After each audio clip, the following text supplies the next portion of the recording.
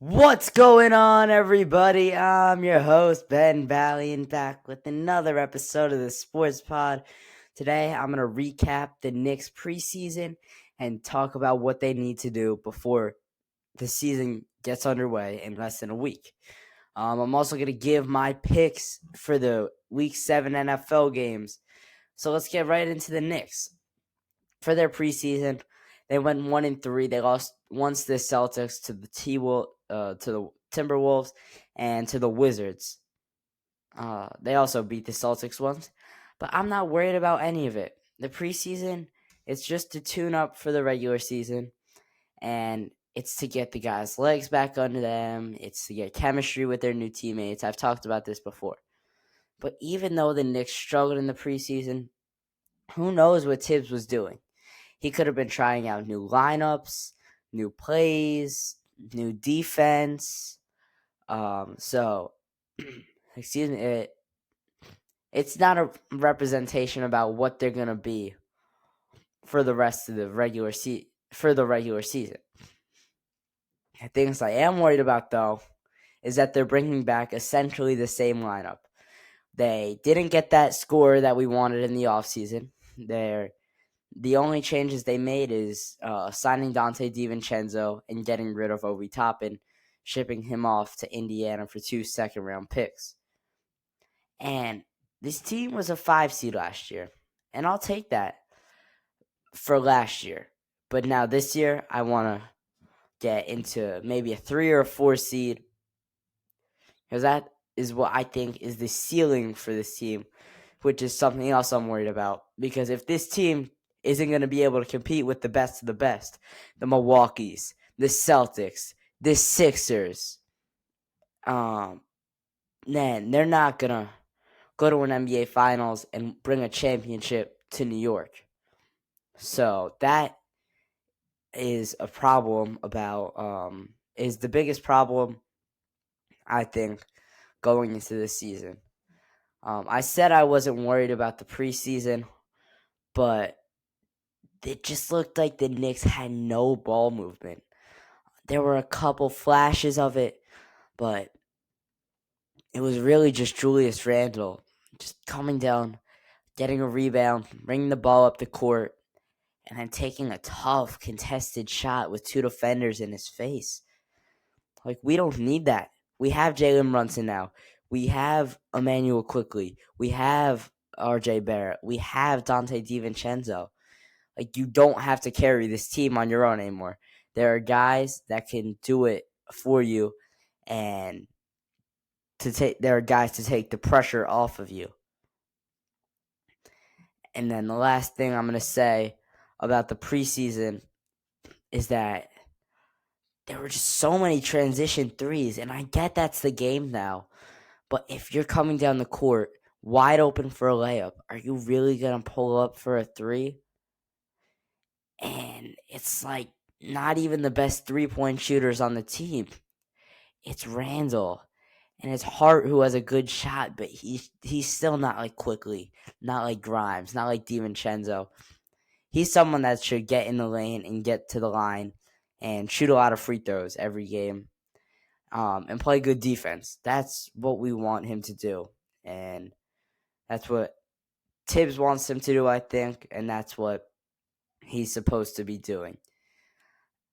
Brunson did have a couple nice passes in transition on 2-on-1s, but it's still only a couple times, which is not enough at all.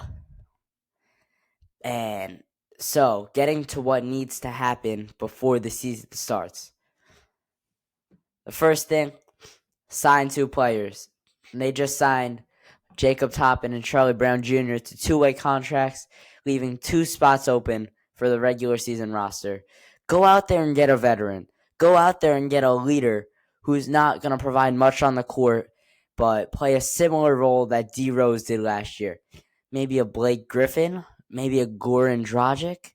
Dragic might even be able to shoot some 3-pointers for you. So that's what I think is what needs to happen roster wise. And then even with talking about the guys that are still on the roster right now and have been on the roster, they need to get on the same page. Because from what I've seen is that they're not looking for each other. There's no outlet passes. There's no ball movement. And on defense even, they're not helping enough, which I know Tom Thibodeau is mad about. But the transition and the outlet passes, you need to get the ball up the court as quickly as possible. And with Randall, he'll grab a rebound, he'll slow it up, and then he'll go take a terrible shot. But Dante DiVincenzo, he would get a board. He was running up the court. No one would run with him. He would be the only one, and then he'd have to settle for a bad shot. So that's going to have to change in a big way before the season starts. And then just overall, the offense, it seemed kind of clunky and not moving, flowing. Like a lot of one-on-ones, a lot of ISO, and a lot of guys waiting in the corner, which is good when you have someone driving to the lane. Brunson's good at finding it and kicking it out. DiVincenzo, the same thing. Hart, the same thing. But the other guys on the team, and we want DiVincenzo and Hart in the corner to catch those passes, along with Grimes and Quickly. But they need to get the offense flowing. Pick and rolls, maybe even like sets, like 5 out, or I don't know, just specific plays that are not just drawn up for somebody, but drawn up to get a bucket and to have a good offensive possession. All right, moving into my Week 7 picks. We're going to start it off with the Commanders coming to MetLife and facing the New York Giants. I'm going to take the Giants in this one. I feel like they were competitive with Tyrod Taylor up in Buffalo, and Washington isn't anything close to as talented as Buffalo is. So I think that the Giants get the dub. Saquon could have a big game, and Tyrod Taylor is probably going to play, I think. I think that the Giants should let him play, even though you did just give Daniel Jones $40 million. You can't base it off of that. You got to go off of who's performing better and who's the better quarterback. And we saw that it was Tyrod Taylor. The Commanders do have a good front four with Chase Young, but I think the Giants will be just fine, even though their offensive line has struggled. The secondary is not that good. But Giants take the W in that one. Get to 2-5 or 2-6. Oof, that's a bad record. Or no, it'll be 2-5. But they're gonna get the W. It's gonna be a get right game, and then hopefully they could string together a few wins. Just string together a few wins, and maybe something crazy will happen. All right, next game, Browns and Colts. I think this will be a blowout for the Browns. We saw them just knock off arguably the best team in the NFL, the San Francisco 49ers, one of the last remaining undefeated teams last week. And the Colts aren't even with their top 5 pick, Anthony Richardson. He's going to be out for the season. So Gardner Minshew is their quarterback. I don't think any team could win with Gardner Minshew.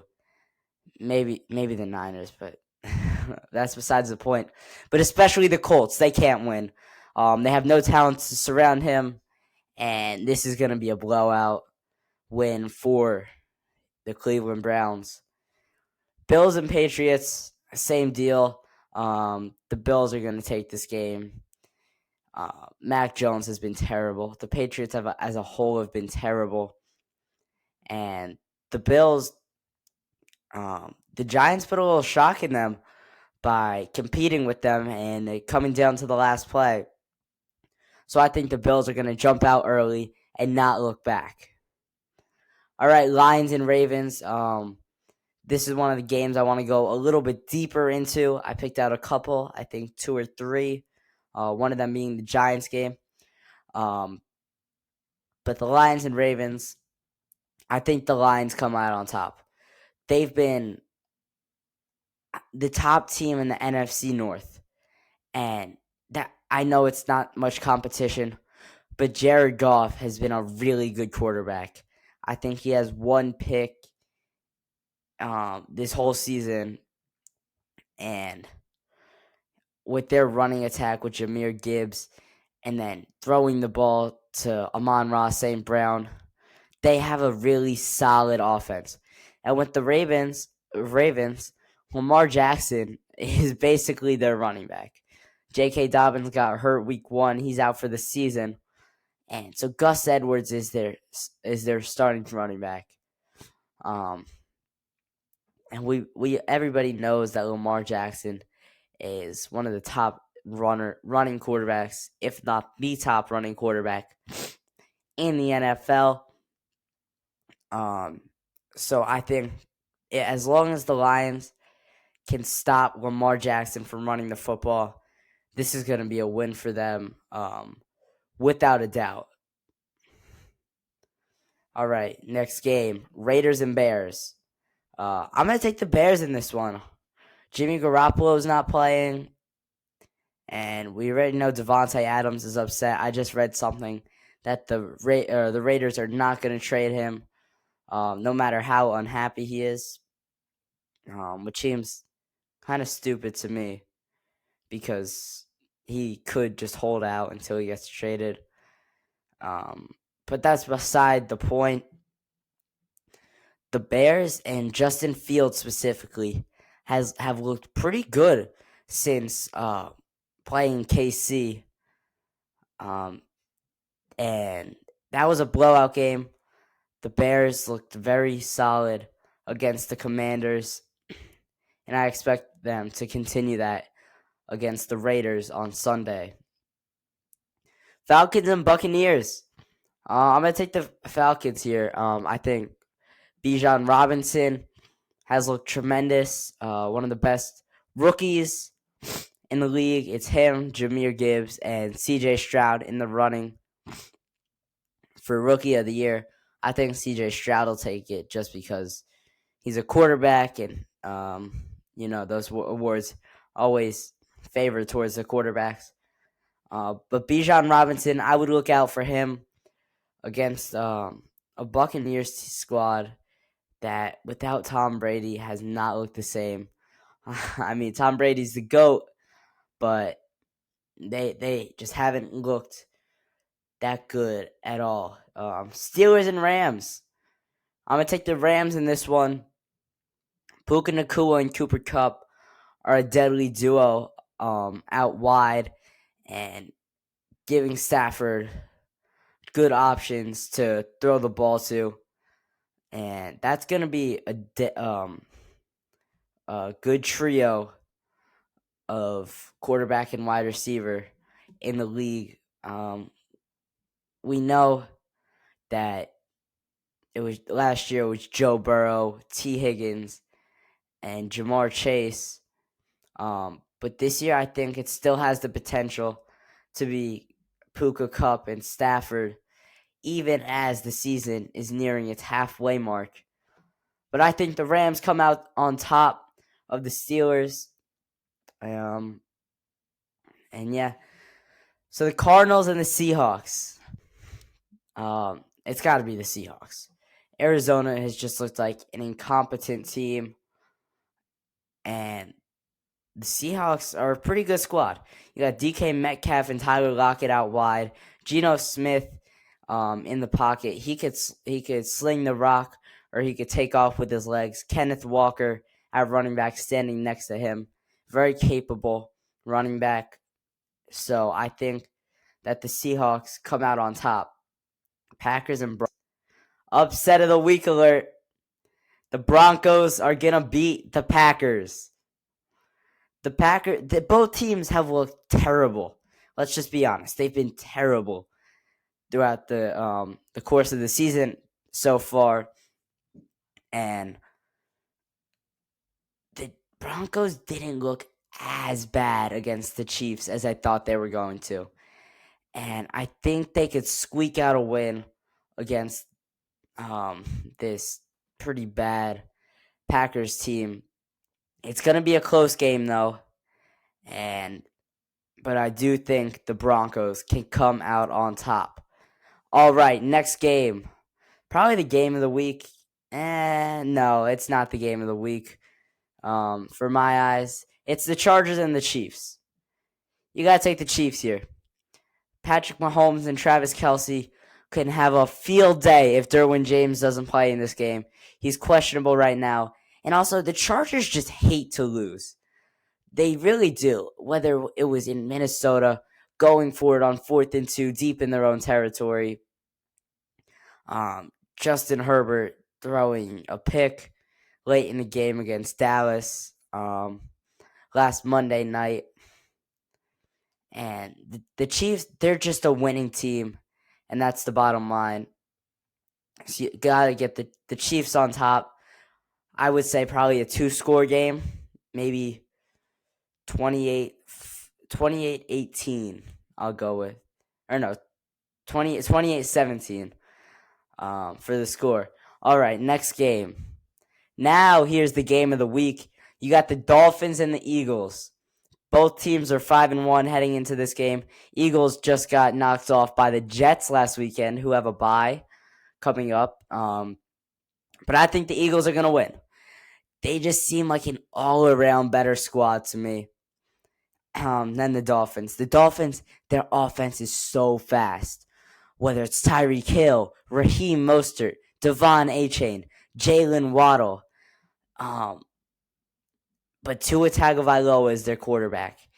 And I think that this Eagles D-line, whether it's Josh Sweat or Jalen Carter, I think that they are gonna be able to get to Tua and not allow him to throw the ball to Tyreek Hill or Jalen Waddle. And also they'll be able to stop the running game with Raheem Mostert because Devon Achane's on the IR. All right, last game of the week. San Francisco and Minnesota playing in prime time on Monday Night Football. San Francisco is going to win the game. I think they're, again, coming off a loss to the Browns. They're going to be hungry. And this Minnesota team is another team that hates to win. They just can't win. So, and losing Justin Jefferson isn't helping with that cause. All right, that's going to do it for this episode. But before I finish, don't forget to follow my Instagram account, at the sportspod_Ben, for bonus content and previews of each episode. I'll link it down below. And subscribe to my YouTube channel for video podcasts. All right, so that's going to do it for this episode. I'm your host, Ben Ballion, and this was the Sports Pod.